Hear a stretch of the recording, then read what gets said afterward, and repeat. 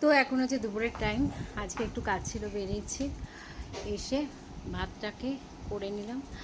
আর আজকে সেরকম কিছু রান্না করিনি, শুধু মাছটা ফ্রাই করেছি। চলো তোমাদেরকে দেখিয়ে দিই, দেখাবো কি। আর ভাবি এই দেখো, এটা রান্না করছে একদম আলু বেগুন দিয়ে।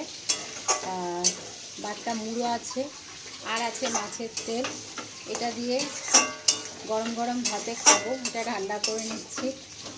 তো এই হচ্ছে ব্যাপার। একবার ভাবলাম করব না, তো এই গরমে খাওয়া উচিত না, কিন্তু ইচ্ছা হলো করলাম।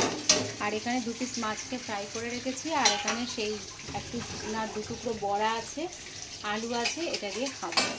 আর গরম গরম ভাতে আর কি লাগবে, ডাল ফাল আছে ফ্রিজে, কিন্তু আর বের করলাম না, এটা দিয়েই খেয়ে নেবো। এটা সুন্দর করে কাঁটা চচ্চড়ির মতন করে নিচ্ছি। এই হচ্ছে ব্যাপার। আর একটু হোক এটা, কিন্তু অনেকটা তেল বেরিয়ে গেছে, এতটা তেল খাওয়া উচিত না। তো এক একদিন খেলে কিছু হয় না, এটা খাওয়া উচিত না, ওটা খাওয়া উচিত না, সব সময় ভাবি, কিন্তু কত আর ভয় পাবো শরীরের জন্য। এই হচ্ছে পরিস্থিতি। আর এখানে গরম ভাত, গরম গরম ভাতের সাথে ওটা খেতে কিন্তু দারুণ লাগে।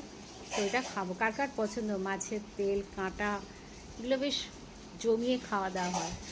তো যাই হোক, ওখানে রান্না হচ্ছে আর আমার কিন্তু খিদে পেয়ে গেছে, কিন্তু এখন দেরি আছে। ঘরে বিছানাটা পরিষ্কার করব, সেটাও কোনো হয়নি।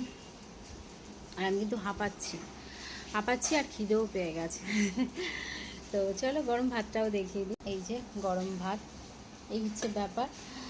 আর একটু শশা কেটে নেবো, তাহলে আমার দুবেলা খাওয়া দাওয়া হয়ে যাবে। তো রান্নাঘর থেকে ভিডিওটাকে এন্ড করি। খুন্তিটাকে আরেকটু নাড়াই, কারণ এটা গন্ধ বেরোচ্ছে কিনা দেখলাম, আশ্বাস গন্ধ না। তো ভিডিওটা ভালো লাগলে প্লিজ লাইক করো, কমেন্ট করো, শেয়ার করো। আর দেখো বেশ সুন্দর লাগছে। আর একটুখানি হলেই আমি নামিয়ে দেবো। তো ভিডিওটা ভালো লাগলে প্লিজ লাইক করো, কমেন্ট করো, শেয়ার করো, সাবস্ক্রাইব করতে ভুলো না। চলো এখনকার মতন টাটা। আর সকাল থেকে ভিডিও করতে পারিনি, ভাবলাম যে আমি যা রান্না করছি সেই ভিডিওটাই তোমাদের সাথে শেয়ার করি। ঠিক আছে, এক একদিন কিছু না থাকলে এই জিনিস খেতে খারাপ লাগে না, আমার তো বেশ ভালো লাগে।